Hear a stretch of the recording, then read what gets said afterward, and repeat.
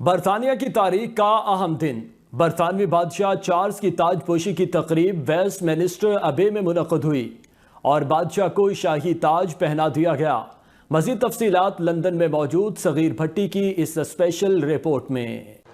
جی بالکل، میں موجود ہوں اس وقت ویسٹ منسٹر ابے۔ یہاں پر اب سے کچھ دیر پہلے شاہی تاج پوشی کی تقریب منعقد ہوئی اور بادشاہ چارلس کو اس شاہی تاج پوشی کی تقریب میں تاریخی کنگ ایڈورڈ تاج پہنا دیا گیا، جس کے ساتھ ہی بادشاہ چارلس کنگ ایڈورڈ تاج پہننے والے 7ویں شاہی سربراہ بن گئے۔ یہاں پر میں آپ کو یہ بھی بتاتا چلوں کہ بادشاہ یہ تاج 1 گھنٹے سے بھی کم وقت کے لیے پہنیں گے، جس کے بعد ہیرے اور سونے سے بنے اس شاہی تاج کو اگلے بادشاہ کی تاج پوشی کے لیے محفوظ کر دیا جائے گا۔ 2 کلو گرام سے زیادہ اس شاہی تاج میں نیلم، یاقوت اور پکراس سمیت 400 سے زائد ہیرے اور جواہرات جڑے ہوئے ہیں۔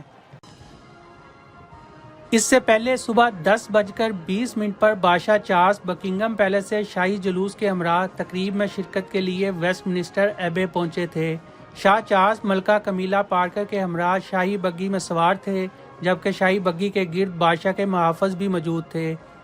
بارش کے باوجود لاکھوں افراد اس تقریب کو دیکھنے کے لیے لندن میں موجود تھے، جبکہ برطانیہ کے مختلف پارکس اور مارکیٹوں میں بڑی بڑی اسکرینیں بھی لگائی گئی تھیں، جہاں پر لوگوں نے اس تاج پوشی کی رسم کو براہ راست دیکھا۔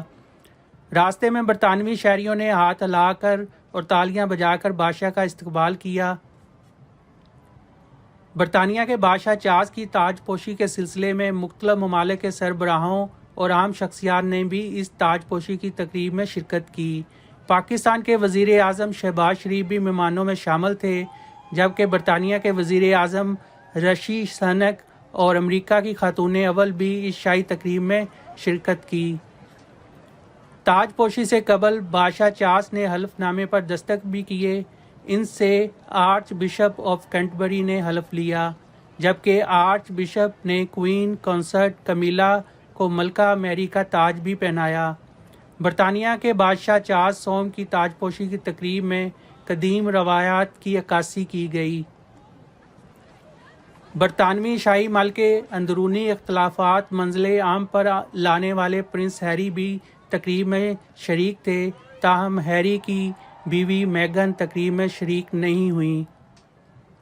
تاج پوشی کے بعد بادشاہ چارلس اور ملکہ شاہی خاندان اور جلوس کے ہمراہ بکنگم پیلس واپس پہنچے، جہاں پر وہ شاہی رسم کے مطابق بالکونی میں نمودار ہوئے، جبکہ رائل ایئر فورس کی جانب سے فلائی پاسٹ بھی کیا گیا۔ میٹروپولیٹن پولیس کے مطابق تقریباً 29,000 کے قریب پولیس کے جوان اور افیسر اس تقریب کے دوران اپنی ڈیوٹی سر انجام دیں، جبکہ بڑی تعداد میں پرائیویٹ سیکیورٹی اور ملٹری بھی موجود رہی۔ برطانیہ کے مختلف علاقوں میں بھی اسٹریٹ پارٹی کے ذریعے بادشاہ کی تاج پوشی کو منایا گیا۔ برطانوی تاریخ میں آج 70 سال بعد شاہی محل میں 3 روزہ جشن تاج پوشی تقریب کا آغاز ہوا ہے، جو پیر 8 مئی تک جاری رہے گا۔ پیر 8 مئی کو برطانیہ میں تاج پوشی کے حوالے سے عام تعطیل بھی ہوگی۔